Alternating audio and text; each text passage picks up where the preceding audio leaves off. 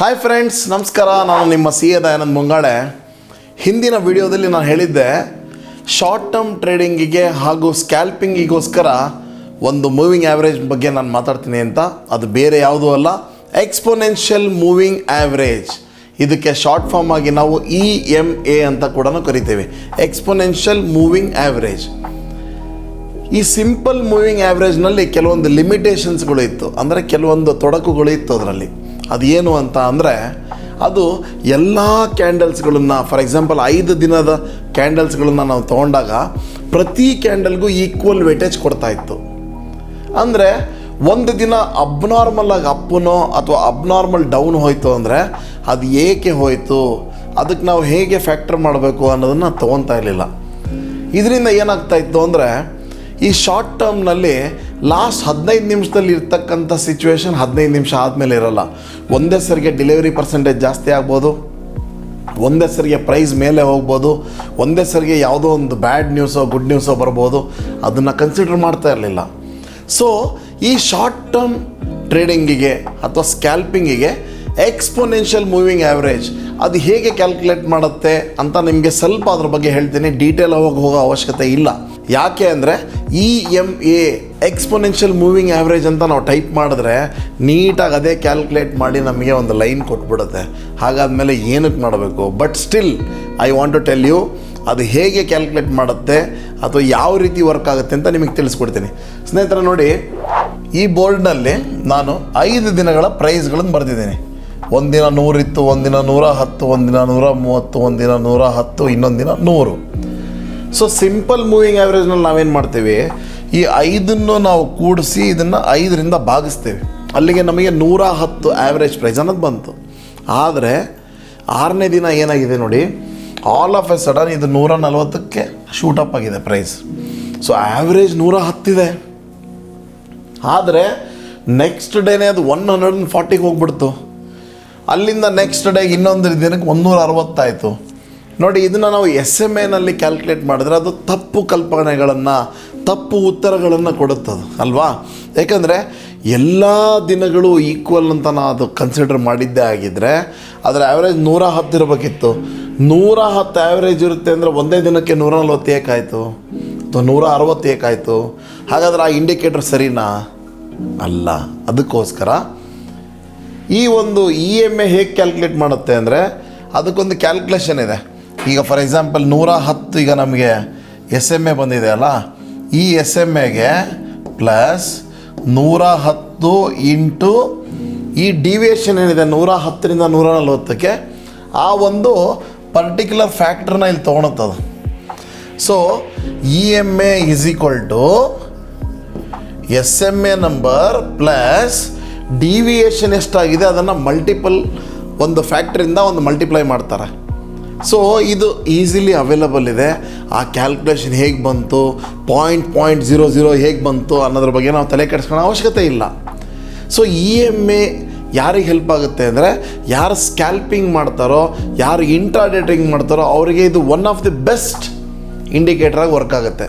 ಸ್ನೇಹಿತರೆ, ಹಿಂದಿನ ವಿಡಿಯೋದಲ್ಲಿ ನಾನು ಆಲ್ರೆಡಿ ಹೇಳಿದ್ದೆ, ಇಂಟ್ರಾಡೇ ಟ್ರೇಡಿಂಗ್ ಈ EMA ತೊಗೊಂಡು ಹೇಗೆ ನಾವು ಟ್ರೇಡ್ ತೊಗೋಬೋದು ಅನ್ನೋದ್ರ ಬಗ್ಗೆ ಹೇಳಿದ್ದೆ. ತುಂಬ ಬ್ಯೂಟಿಫುಲ್ ಆಗಿದೆ ಇದು strategy. Exponential moving average is most suited for scalping or for intraday trading, correct ಅಲ್ವಾ? ಈಗ ಸ್ಟಡೀಸ್ ಅಂತ ಇದೆಯಲ್ಲ, ನೀವು ಇಂಡಿಕೇಟರನ್ನು ಹಾಕ್ತಿರಲ್ಲ, ಅಲ್ಲಿಗೆ ಹೋಗಿ ಮೂವಿಂಗ್ ಆ್ಯಾವ್ರೇಜ್ ಅಂತ ಟೈಪ್ ಮಾಡಿ. ನಿಮಗೆ ಸ್ಟ್ಯಾಂಡರ್ಡ್ ಮೂವಿಂಗ್ ಆ್ಯಾವ್ರೇಜು ಅಥವಾ ಎಕ್ಸ್ಪೋನೆನ್ಷಿಯಲ್ ಅಂತ ಕೇಳುತ್ತೆ. ಎಕ್ಸ್ಪೋನೆನ್ಷಿಯಲ್ ತೊಗೊಳ್ಳಿ. ಅದರಲ್ಲಿ ಪೀರಿಯಡ್ನಲ್ಲಿ ಹೋಗ್ಬಿಟ್ಟು 7 ಅಂತ ತೊಗೊಳ್ಳಿ. ಓಕೆ ಅಲ್ವಾ? ಅರ್ಥ ಆಯಿತು ಅಂತ ಅನಿಸುತ್ತೆ. ಇನ್ನೊಂದು ಸರಿ ನಾನು ನಿಮ್ಗೆ ಹೇಳ್ತೀನಿ. ಸ್ಟಡೀಸ್ನಲ್ಲಿ ಯಾವುದು ಇಂಡಿಕೇಟರ್ಸ್ ಆಗ್ತಾವಲ್ಲ, ಆ ಸ್ಟಡೀಸ್ನಲ್ಲಿ ಪ್ರೆಸ್ ಮಾಡಿ. ಅಲ್ಲಿ ನಿಮಗೆ ಮೂವಿಂಗ್ ಆ್ಯಾವ್ರೇಜ್ ಅಂತ ಟೈಪ್ ಮಾಡಿ. ಆ ಮೂವಿಂಗ್ ಆ್ಯಾವ್ರೇಜ್ನಲ್ಲಿ ನಿಮಗೆ ಡ್ರಾಪ್ ಡೌನ್ ಬರುತ್ತೆ. ಎಕ್ಸ್ಪೋನೆನ್ಷಿಯಲ್ಲೋ ಸ್ಟ್ಯಾಂಡರ್ಡ್ ಅಂತ ಕೇಳುತ್ತೆ. ಎಕ್ಸ್ಪೋನೆನ್ಷಿಯಲ್ ಅಂತ ಟೈಪ್ ಮಾಡಿ. ಅದ್ರ ಕೆಳಗಡೆ ಪೀರಿಯಡ್ ಅಂತ ಇದೆ, ಆ ಪೀರಿಯಡ್ನ 7 ಅಂತ ತೊಗೊಳ್ಳಿ. ಅದನ್ನು ಕಲರ್ ಚೇಂಜ್ ಮಾಡಿ. ಆ ಕಲರ್ ನಿಮಗೆ ಬ್ಲೂ ಕಲರ್ ಇಟ್ಕೊಳ್ಳಿ. ಆಯಿತಾ? ಒಂದು ಲೈನ್ ಬಂತು ನಿಮಗೆ ಈಗ ಆಲ್ರೆಡಿ. ಈಗ ನೆಕ್ಸ್ಟು ಸೇಮ್ ಸ್ಟಡೀಸ್ಗೆ ಪ್ರೆಸ್ ಮಾಡಿ. ಮೂವಿಂಗ್ ಆ್ಯಾವ್ರೇಜ್ ಅಂತ ಟೈಪ್ ಮಾಡಿ, ಅದರಲ್ಲಿ ಸ್ಟ್ಯಾಂಡರ್ಡೋ ಎಕ್ಸ್ಪೋನೆನ್ಷಿಯಲ್ ಅಂತ ಕೇಳುತ್ತೆ, ಎಕ್ಸ್ಪೋನೆನ್ಷಿಯಲ್ ಟೈಪ್ ಮಾಡಿ, ಪೀರಿಯಡ್ನ 21ಗೆ ತೊಗೊಳ್ಳಿ, ಕಲರ್ನ ರೆಡ್ಡಿಗೆ ಹಾಕ್ಕೊಳ್ಳಿ. ಸೊ ಈಗ ನಿಮಗೆ ಸ್ಕ್ರೀನ್ ಮೇಲೆ 2 ಲೈನ್ಸ್ಗಳು ಬಂತು. ಒಂದು 7 ಪೀರಿಯಡ್ ಇರ್ತಕ್ಕಂಥ ಒಂದು ಬ್ಲೂ ಕಲರ್ದೊಂದು ಲೈನ್, ಇನ್ನೊಂದು 21 ಕ್ಯಾಂಡಲ್ಸ್ ಇರ್ತಕ್ಕಂಥ ರೆಡ್ ಕಲರ್ದೊಂದು ಲೈನ್. ಸ್ನೇಹಿತರೆ, ಇದಕ್ಕೆ ನಾವು ಈ ಸಣ್ಣದಿದೆಯಲ್ಲ 7 ಪೀರಿಯಡ್, ಅದಕ್ಕೆ ಫಾಸ್ಟ್ ಆ್ಯಂಡ್ ಫ್ಯೂರಿಯಸ್ ಅಂತ ಕರಿತೀವಿ. ಫಾಸ್ಟ್ ಆ್ಯಂಡ್ ಫ್ಯೂರಿಯಸ್ ಅಂತಂದರೆ ಬಹಳ ಬೇಗದ ಮೂಮೆಂಟ್ ಕೊಡುತ್ತೆ. ಅಂದರೆ ರೀಸೆಂಟ್ ಪೀರಿಯಡ್ಗೆ, ರೀಸೆಂಟ್ ಕ್ಯಾಂಡಲ್ಸ್ಗೆ ಅತಿ ಹೆಚ್ಚಿನ ಒಂದು ಪ್ರಾಮುಖ್ಯತೆ ಇದು ಕೊಟ್ಟಿರುತ್ತೆ. ಈ 7 ಡೇಸ್ದು ಏನು ಲೈನ್ ಇದೆ, ಅದು 21 ಡೇಸ್ ಲೈನ್ನ ಕೆಳಗಡೆಯಿಂದ ಕ್ರಾಸ್ ಮಾಡ್ಕೊಂಡು ಮೇಲೆ ಹೋದರೆ ಮಾರ್ಕೆಟ್ ಅಲ್ಲಿಂದ ಮೇಲೆ ಹೋಗುತ್ತೆ ಅಂತ ಅರ್ಥ. ಇನ್ನೊಂದು ಸರಿ ಹೇಳ್ತೀನಿ, ಈ 7 ಡೇಸ್ದು ಏನು ಬ್ಲೂ ಕಲರ್ ಲೈನ್ ಇದೆ ಅಲ್ಲ, ಫಾರ್ ಎಕ್ಸಾಂಪಲ್ ಇದು 21 ಡೇಸ್ದು ಒಂದು ಲೈನ್ ಅಂತ ಅಂದ್ಕೊಳ್ಳಿ.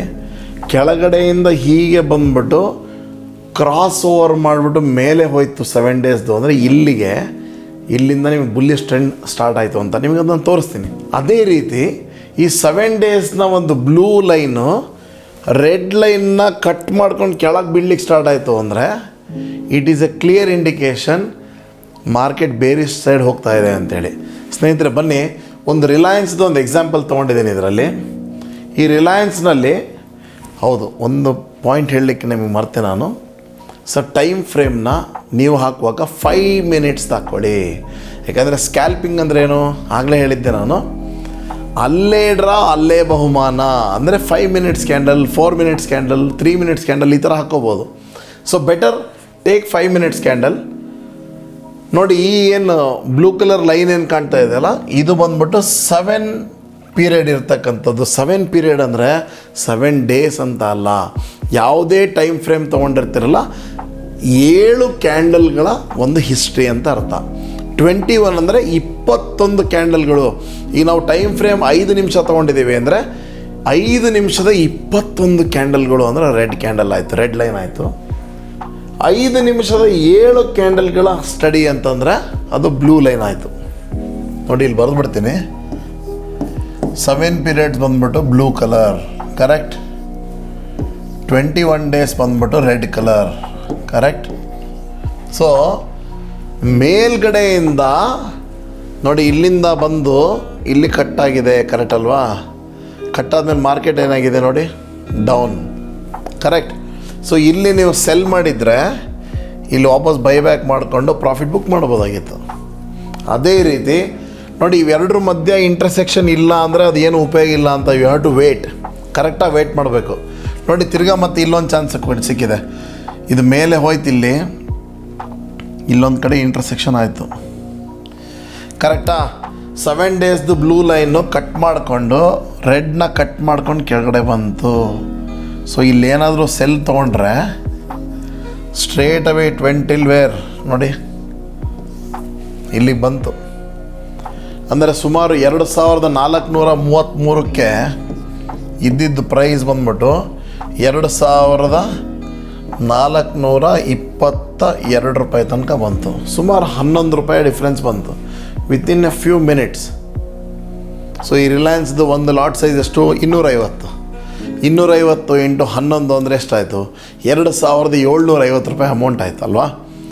ಸೊ ಇದ್ರ ಬ್ಯೂಟಿ ಏನು ಅಂದರೆ ನೋಡಿ, ತಿರ್ಗಾ ಮತ್ತೆ ಈ ಬ್ಲೂ ಲೈನ್ ಬಂದ್ಬಿಟ್ಟು ಕೆಳಗಡೆ ಹೋಗಿ ಇಲ್ಲಿ ನೋಡಿ, ಇಲ್ಲಿ ಇಂಟರ್ಸೆಕ್ಷನ್ ಆಗ್ತಾಯಿದೆ. ಈ ಪಾಯಿಂಟ್ ಬಂದ ತಕ್ಷಣ ನೀವು ಅಲರ್ಟ್ ಆಗಬೇಕು. ಅಲರ್ಟ್ ಆಗಬೇಕು ಅಂದರೆ ಇಲ್ಲಿಂದ ಕೆಳಗಡೆಯಿಂದ ಕಟ್ಟಾಗಿ ಮೇಲೆ ಹೋಗ್ತಾ ಇದೆ ಅಂದರೆ ಏನರ್ಥ? ಬುಲ್ಲಿಶ್ ಇದೆ ಅಂತ. ಸೊ ಸ್ಕ್ಯಾಲ್ಪಿಂಗ್ ಅಂದರೆ ಏನು? ಇಮ್ಮಿಡಿಯೇಟ್ಲಿ ಇಲ್ಲಿಂದ ಬೈ ಮಾಡಿ ಇಲ್ಲಿಂದ ನೆಕ್ಸ್ಟ್ ಒಂದು 1 or 2 ಕ್ಯಾಂಡಲ್ಸ್ಗೆ ಮಾರ್ಬಿಡೋ ಅಂಥದ್ದು.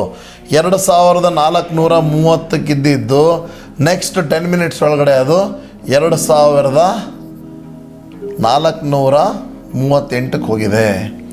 ಸೊ 8 ಪಾಯಿಂಟ್ಸ್ ನೀವು ಇಲ್ಲಿಂದ ಇಲ್ಲಿಗೆ ಕ್ಯಾಚ್ ಮಾಡ್ಕೋಬೋದು, ಕರೆಕ್ಟ್ ಅಲ್ವಾ?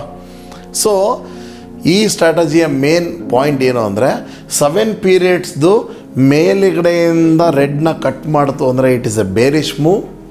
ಅದೇ ರೀತಿ 7 ಪೀರಿಯಡ್ಸ್ದು ಈ ಬ್ಲೂ ಕಲರ್ ಲೈನು ಕೆಳಗಡೆಯಿಂದ ರೆಡ್ ಕಲರ್ ಲೈನ್ನ ಕಟ್ ಮಾಡ್ಕೊಂಡು ಮೇಲೆ ಹೊರಡ್ತು ಅಂದರೆ it is a bullish move ಅಂತ.